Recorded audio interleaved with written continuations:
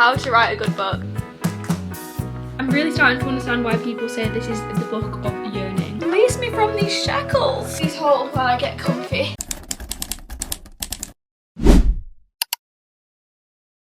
Hello lovely people, welcome back to my channel, or hey if you're new here, don't forget to hit that subscribe button. In today's video we're going to be reading books that I have been anticipating for the longest time and that I have just been wanting to read for so long now. The books that really make me excited to read and excited to pick them up. That's what we're going to be reading today in today's reading vlog. I am so excited to get to these books. I have 3 on my radar today, so let me go grab those for you. Or should I actually make it a surprise? Maybe I'll make it a surprise for each book that I read. That could be a thought. I think that sometimes you can kind of just get to the point where you're not really too sure what to pick up, and you definitely have books in the back of your mind that you really want to read, but because you really want to read them, weirdly you don't end up picking them up. I don't know if it's because we're just anticipating them so much that we're scared they're gonna let us down, or if we just don't want to get rid of the feeling of wanting to read them so much. I don't know the science behind it, but I know that there's a few books on my TBR that even though I want to read them so badly, I look at them and I don't pick them up. I'll pick something up over them. It's kind of weird. So this week, hopefully we're gonna find at least one 5-star read. Who knows, maybe we'll find a 5-star.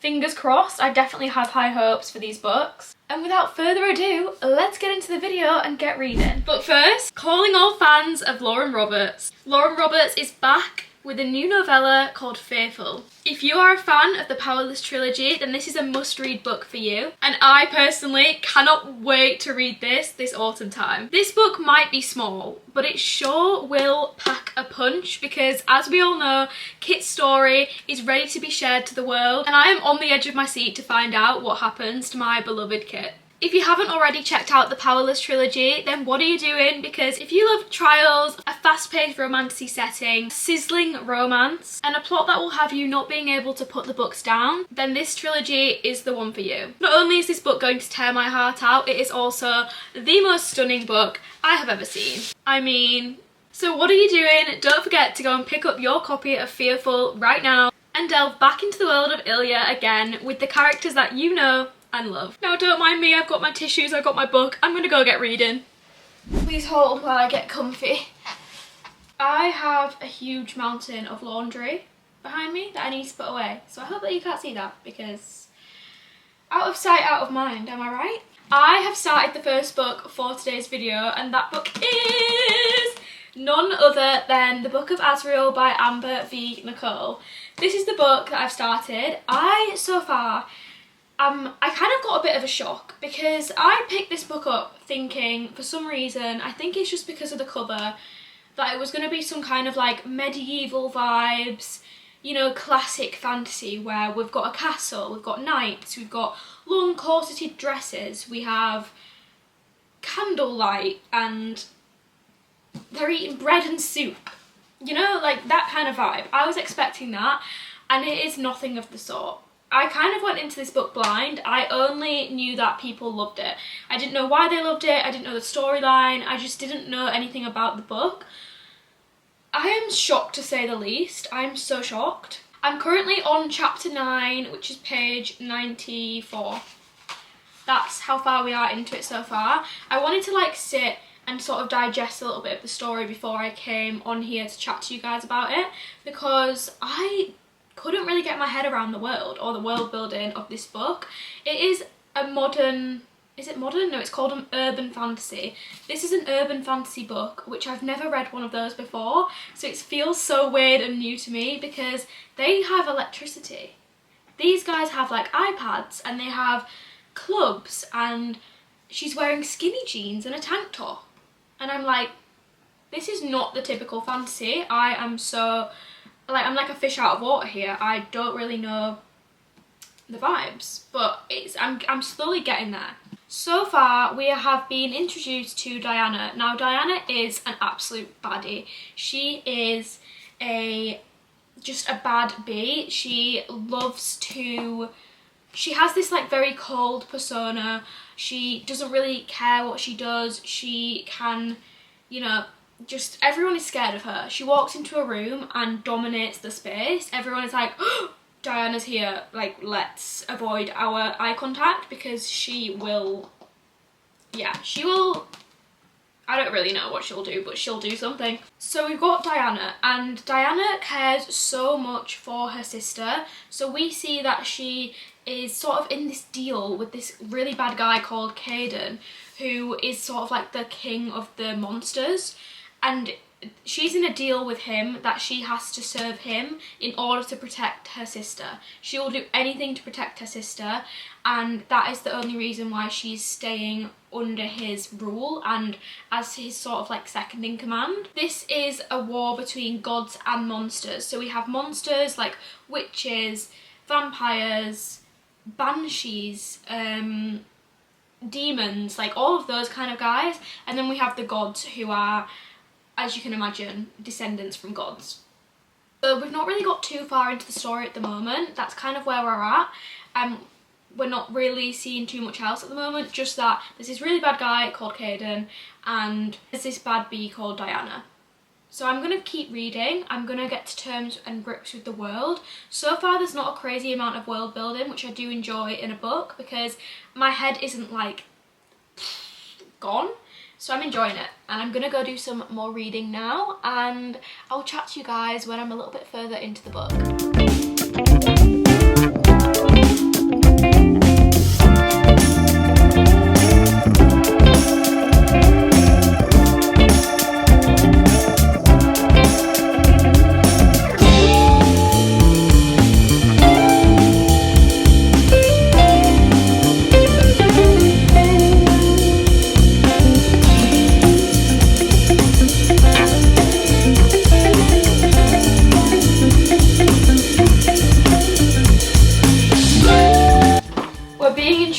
Sam Kyle. I hear so much about this guy Sam Kyle on TikTok, so I'm excited to see who this guy actually is, because I think that he is like the love interest, so we're finally meeting him.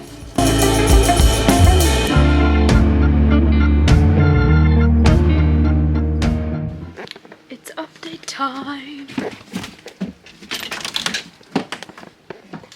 Welcome to my lair. It is the afternoon now. I have been doing a lot of reading, and we are now on chapter 23, page 243.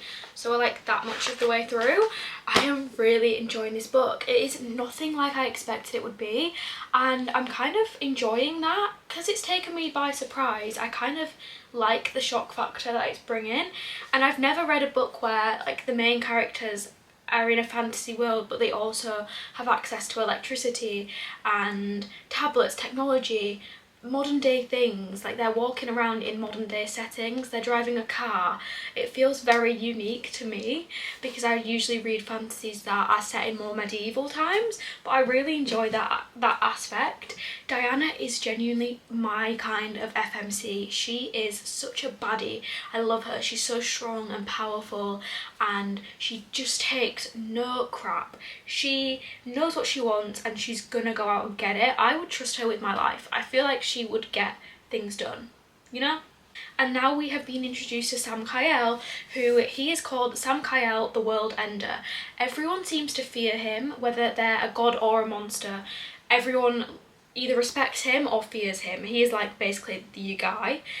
And he was living in this sort of shack, like a shed. He had really long hair, really long beard, didn't want to speak to anyone, was like detached from the outside world, was happy to just live in solitude for the rest of his life. And then something happened and he's kind of called back to reality, called back to the real world, and he has to step up as king because he is the king of the gods. So now he's back and he has met Diana. We've got the gods looking for the Book of Azriel, and we also have the monsters looking for the Book of Azriel. We're not really told too much about what this book is or what it does, just that it's a very important old artifact that we need to find. we need to find it, and it's like a competition of who's going to find it first. That aspect is really keeping me on the edge of my seat because I do not know what's going to happen. I don't know what this book does. I don't have a clue, but I'm enjoying that. I think that it's darker fantasy, but I wouldn't say it's too dark. I don't think anything that's happened is necessarily like the darkest thing ever. I know that it is described as dark fantasy, but personally I don't think it's too dark. Take that with a pinch of salt. I just don't think that it is too dark. I also like that we have a bit of a slow burn romance going on at the moment. I would say there's like barely any hints of romance, if not any. There's like no hints of romance, and I kind of enjoy that because it's giving me it's like making me want to keep reading to see when the characters are gonna, I don't know, fall in love or whatever. So far, really enjoying this. The world building is very easy to get your head around as well. I also didn't realise that this book was so long. It's like 700 pages or close enough to that, especially on my Kindle. I think it's like 700 on my Kindle. So that is my update. I'm gonna go, I think, chill out for the rest of the afternoon, pick this book up as and when I feel like it. Hopefully we'll get a chunk of reading done tonight. I think I'll probably speak to you guys tomorrow. So I'll see you then.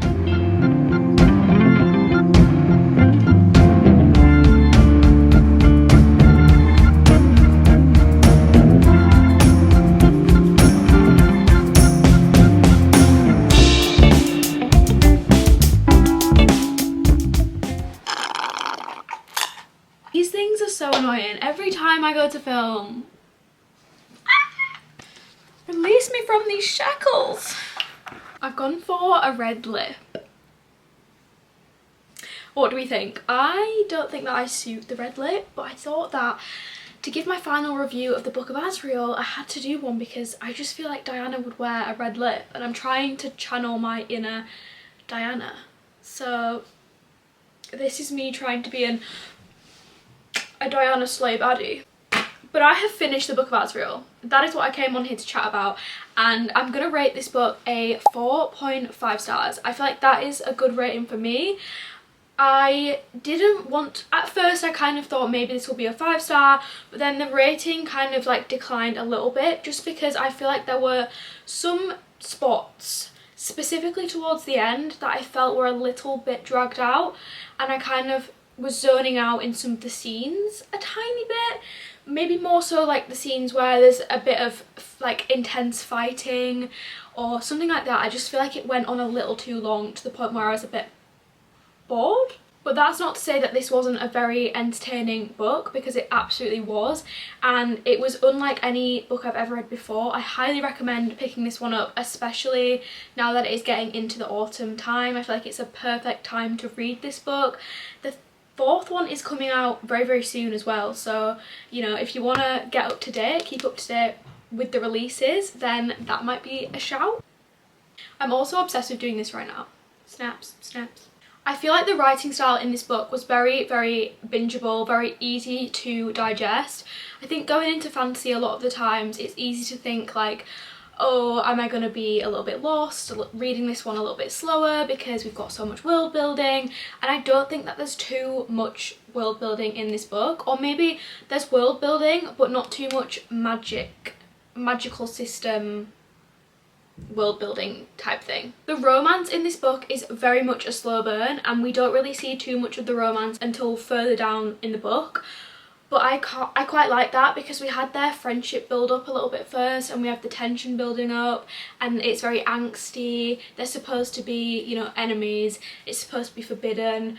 And yeah, the romance was done really well, I thought, and I really liked their chemistry. I think that they balance each other out so well, and they really see each other for who they really are, and I think that was really, really nice. I'm gonna pick up our next book, which I think is going to be Madonna in a Fur Coat by Sabahattin Ali. This book is a modern classic, and I cannot wait to start this one. I really, really, really want to get into modern classics. So without further ado, I'm going to sit down, I'm going to read this book. It's nice and short and snappy. We'll see how fast I can finish it. And this is the second book of the video.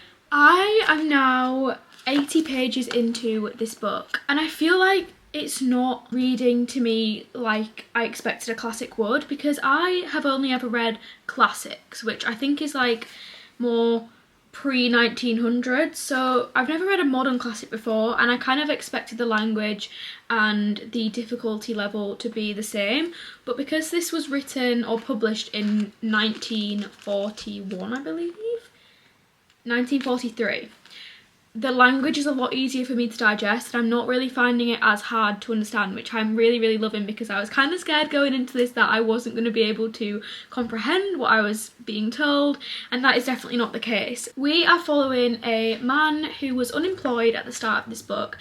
He was looking for a job, and then he runs into an old friend who basically gives him a position at his firm. So now he's working in this office, he's a translator, and on the sort of same desk as him is this kind of older guy who has been at this company for ages, and no one at the company seems to like him. They all kind of think he's a little bit weird and they kind of stay away from him.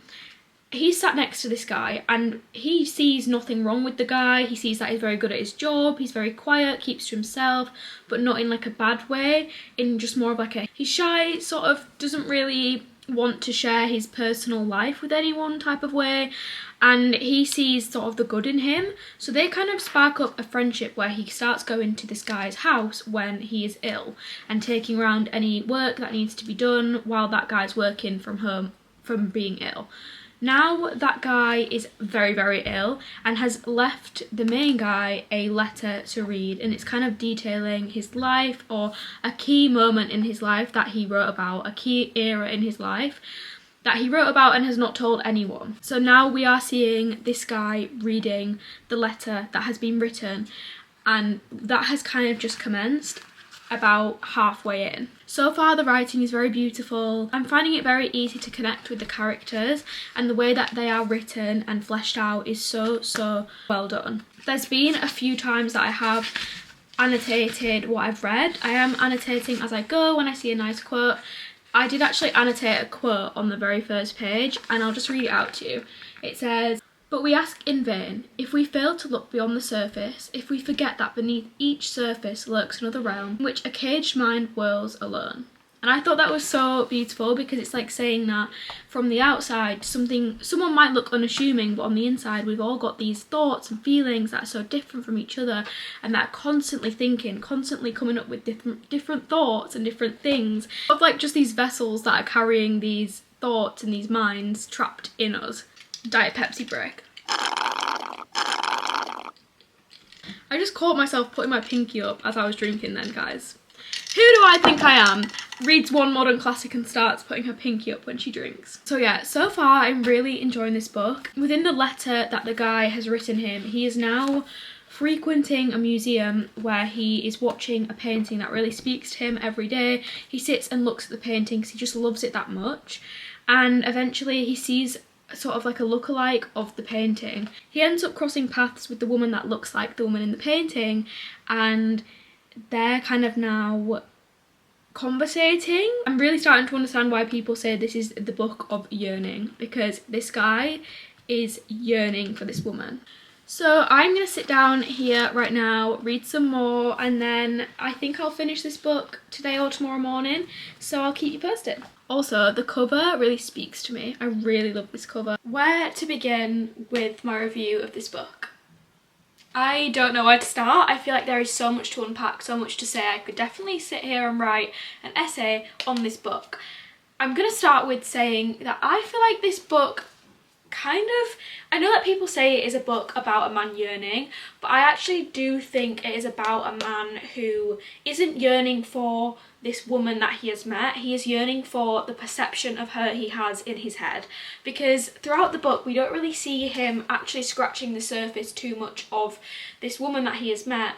We kind of just see him at multiple occasions refuse to get to know her on a deeper level and look behind the image that he has built up of her, of Maria.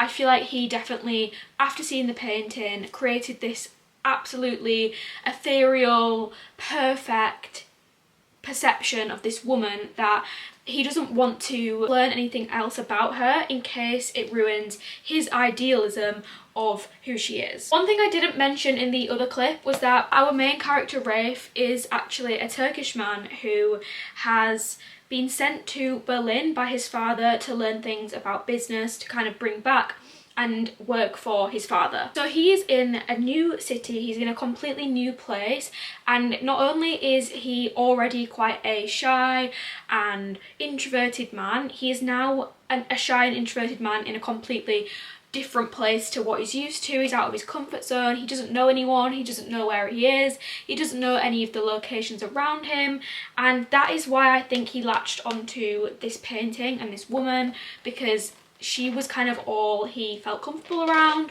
and knew, and he was just kind of a fish out of water, you know? He wasn't in the place that he's been his entire life, with the people he's known his entire life, and being an introvert, it must have been quite hard for him to sort of branch out and connect with people. Maria, the woman that he comes across and meets, is definitely someone who you can tell has been let down time and time again by men, and has this built up view of men in her head, that they are rude, that they are brash, that they kind of take what they want with no permission, and she just has to deal with it. That's what she kind of thinks in her mind. So when she meets Rafe, who is sort of this very innocent guy, he's very shy, he wouldn't necessarily stick up for himself, and she can be the leader within their dynamic. She obviously sees a very different side to the opposite gender. This book, I do feel at times felt a little bit drawn out, and I do think that Rafe was slightly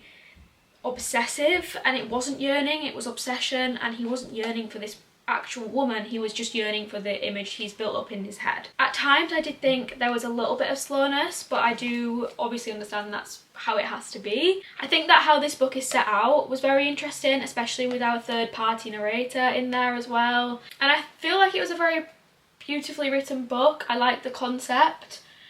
I like that there's so many hidden meanings to take away from it. And overall, I enjoyed my time reading my first modern classic. I really did. I feel like I will keep thinking about this book and sort of just like digesting everything. I'm gonna rate this book a 3.75 stars, I think. Potentially a 4 stars. Now we're gonna move on to our third and final book for today's video, and that book is none other than This Could Be Us by Kennedy Ryan. I am so excited to read this book. I love the Skyland series. I love the first book. I'm so excited for Soledad's story. She's my favourite character in the series, and I'm going to get started on this immediately. This is a very big switch up, but I'm kind of here for it. We love variety over here.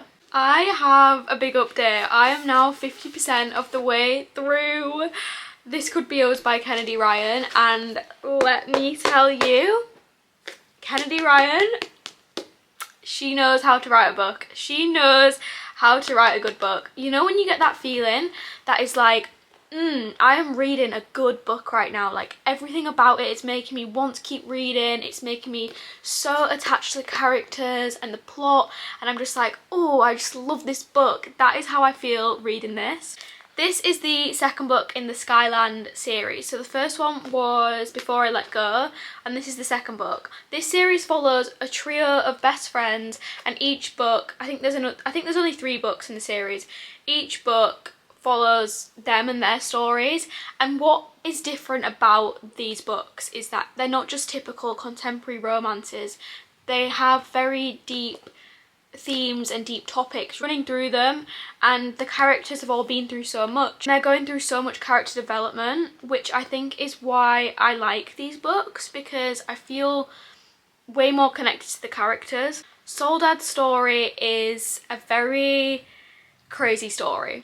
So her husband is honestly such a horrible guy. You see him in book 1, he speaks down to her, he doesn't believe in her, he's just so rude and horrible all the time, and he's just a horrible, horrible, gross guy, you know? And he does something very, very bad at the start of the book, which means that she now has to look after her 3 daughters alone. Now she's doing this, she is also coming to terms with the fact that she has been so betrayed by this man who she shares 3 children with and has been married to for years and years and years. Soledad has been a stay-at-home mum for the entirety of her children's lives. So she's kind of always dealt with raising her kids and taking care of the household, things like that. Now the kid's dad is gone, she also has to make money for her family to survive.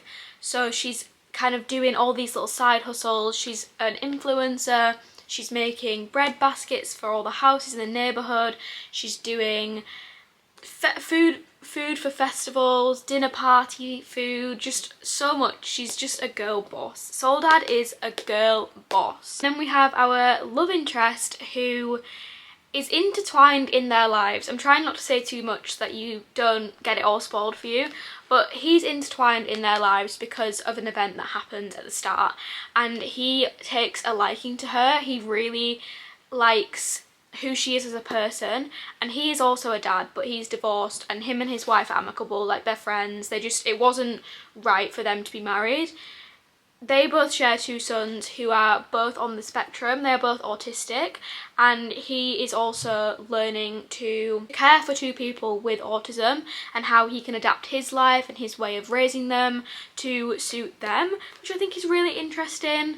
And I think both of these characters are just such good people that it's so hard not to just absolutely love them. Definitely say this is like a slow burn book. I think the themes throughout this book are mainly Soledad finding herself, finding self-love, finding her worth, and we do, as a result of this, end up having a lovely subplot of romance. So I'm 50% in. I have actually been reading it on my Kindle. Let me just get my Kindle without dropping it. Why am I showing you my Kindle like you've never seen a Kindle before? I am gonna sit down and read a good chunk of this book because I literally can't put it down. This is giving 5-star energy. Ah! This is honestly maybe the best romance book I've read all year. That was bold, but it's giving me that energy.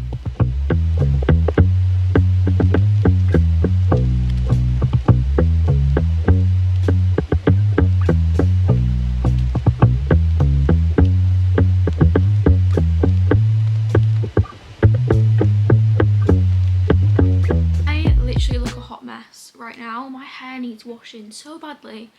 I've had to do this hairstyle just to hide that fact. But I have officially finished This Could Be Us by Kennedy Ryan, and I'm gonna rate this book without a doubt a 5-star.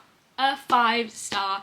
This could not be any less than a 5-star. It was absolutely incredible. The writing was incredible, the characters were so well fleshed out, the connection between the 2 love interests was amazing. Soledad's self-discovery journey was just honestly unreal. I feel like it was so empowering. She just went through so much, but she just came out on top. She really focused on herself, and I love a story about that. I think that this book, although it is obviously a romance, and I love the romance, I love the 2 characters together, don't get me wrong, this book to me is without a doubt a book about self-discovery, a book about loving yourself, about self-love, about female empowerment. Those are the key themes in my opinion, because to be honest, the romance didn't even really take place until after the halfway point, maybe even like the 60% mark. And up until then, it was very much Soledad prioritising herself and building this life and this future for her kids and rebuilding everything that she lost. It felt raw, it felt impactful. The writing was so bingeable. I just could not put this book down. It felt like a warm hug at so many times, and I not only love the romance that Kennedy Ryan writes between characters, I also love the friendship that she writes and female relationships. So whether that's Soledad and her sister, her mum, her friends, her daughters, I feel like the friendship aspect is very much up there with one of the key plot lines, and how these women constantly have each other's backs, are always there for each other. I feel like that is a very key plot point of the books, and I definitely love that as well. Yasmin, Hendrix and Soledad are like the bestest of friends, and I love reading about them. So this book has to be a 5-star for me. I cannot wait to read Hendrix's book. I definitely have to get my hands on that one very soon and read it very, very soon, because I feel like that is going to be an amazing book as well. Potential 5-star. Who knows? Don't forget to check the link down in the description to pick up your copy of Faithful by Lauren Roberts today. And that is going to conclude today's video. Thank you so much for watching. I have read some absolutely incredible books this video. I feel like we've definitely gone for variety over anything else. We've had a fantasy, a modern classic and a romance. They are literally worlds apart, but I love the variety. I also think this is a sign for you to pick up that book that you have been anticipating. Stop putting it off, because you never know, it might be a 5-star. Thank you so much for watching today's video. Don't forget to like, comment and subscribe. I really hope to see you in the next one. Have a great rest of your day. Bye guys.